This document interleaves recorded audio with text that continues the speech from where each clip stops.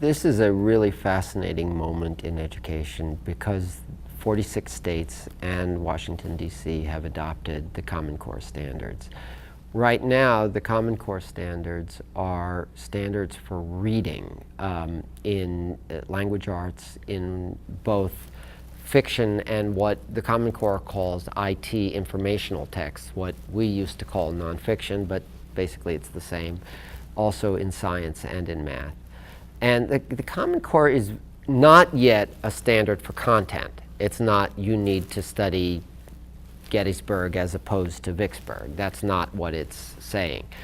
It's thinking of, and the reason for the why do we have the Common Core? The Common Core came about because under No Child Left Behind, every state had to show adequate yearly progress.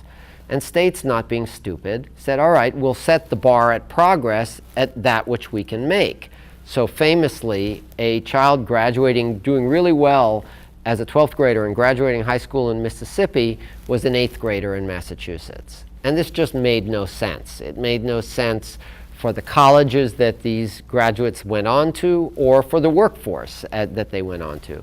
The other thing is we came to realize that education, especially in reading, had focused very heavily not only on fiction as fiction, which has much to offer, but also on personal response to fiction. One of the most standard sets of essays children did from elementary school on were personal narratives. How do I feel about this text? What does this text, what emotions does it give in me? Do I identify with the character?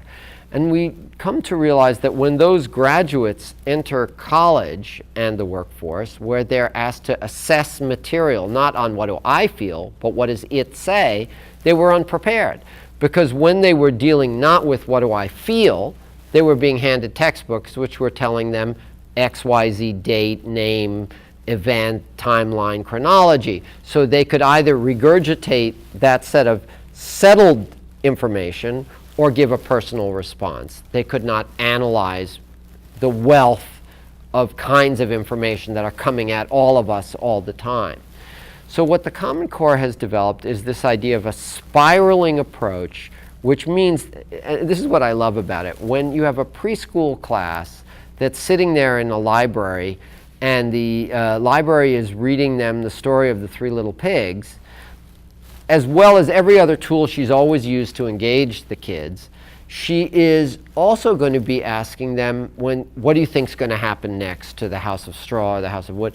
She's going to ask, okay, what's your evidence? What in this story gives you evidence for thinking that's going to happen? And then she also may say, well, who's telling this story? Would the wolf tell the same story? What's this same story from the wolf's point of view? And fortunately, we now have picture books that tell the same story from the wolf's point of view. Why does this matter is because as the spiral moves up, that same child will keep being asked as he or she reads, why do you think that?